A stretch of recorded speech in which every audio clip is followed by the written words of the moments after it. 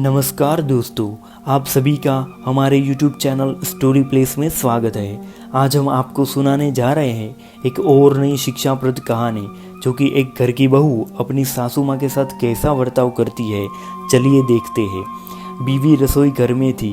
पति तेज आवाज़ में बोला, सरिता, आज माँ आ रही है, मैं माँ को स्टेशन लेने के लिए जा रहा हूँ। इतना सुनते ही सरिता ने माथा सलवटों से भरकर कहा, ले आओ, मैंने कब मना किया है? तुम्हारी माँ लाओ या मत लाओ, मेरी माँ क्या तुम्हारी कुछ नहीं लगती? विवेक ने कहा। विवेक सरितारी आंखों से उसके हवाई को पड़ चुका था। गाड़ी की चाबी उठाकर बोला, देखो सरिता, माँ पिछली बार आंखों में आंसू लेकर गई थी। पूरे 4 साल बाद हमारे पास कुछ दिनों के लिए आ रही है। मैं चाहता हूँ सब हंसी खुशी से रहे। पिछली बार जैसा कुछ नहीं होना चाहिए। पिछली बार जैसा क्या? सरिता आवेश में आकर बोली, तुम्हें क्या लगता है गलती मेरी थी?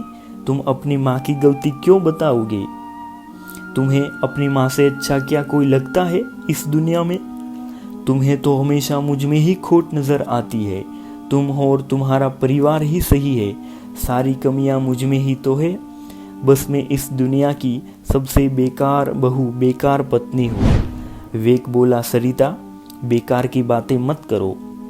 मैं बस यही बोल रहा हूँ, इतने दिन भी माँ यहाँ रहेगी, सभी लोग उनसे अच्छे से पेश आएंगे, उनके पास बैठे उन्हें समय भी। सरिता गुस्से से बोली, स्वामी जी, मैं घर के सारे काम छोड़कर बच्चों की छुट्टी करवाकर 24 घंटे तुम्हारी माँ के पास बैठती हूँ, ताकि तुम्हारी माँ को कोई शिकायत ना हो। तुम पागल हो क्या? विवेक ने कहा।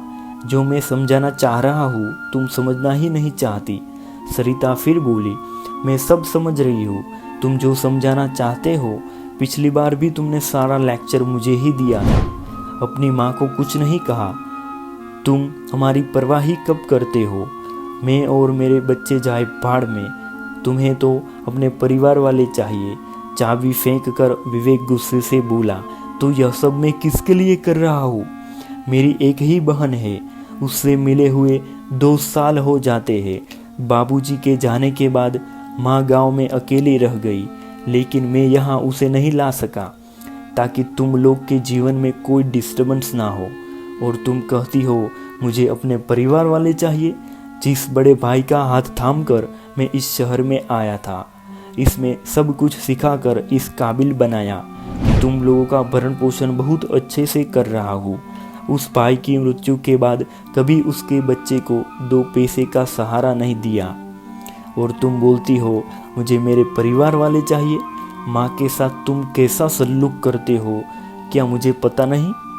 सरिता ताव में आकर बोली, हाँ हाँ बोलो, मैं भी तो सुनूं, कैसा सलूक करती हूँ मैं तुम्हारी माँ के साथ? तो सुनो।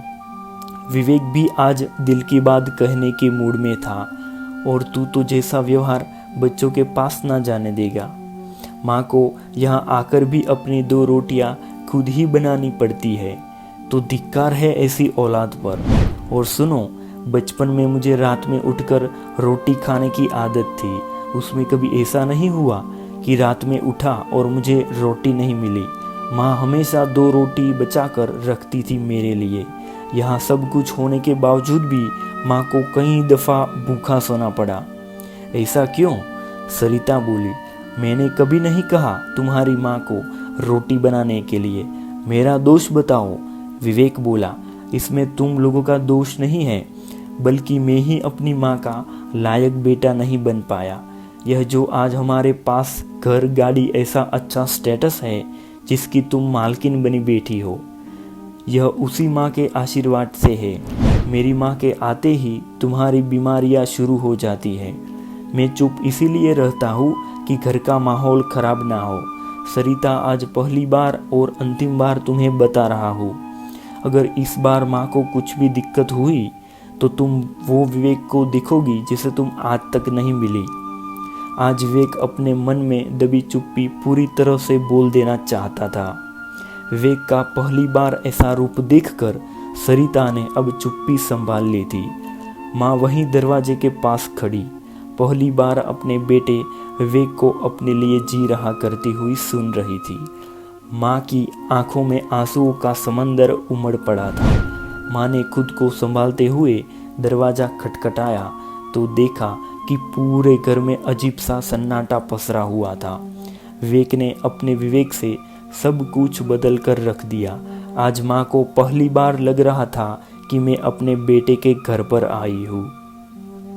दोस्तों, आपको यह हमारी कहानी कैसी लगी कमेंट में ज़रूर बताना, और साथ ही साथ इस वीडियो को लाइक और चैनल को सब्सक्राइब भी कर लेना ताकि हमारा हर एक वीडियो आप तक पहुंच सके।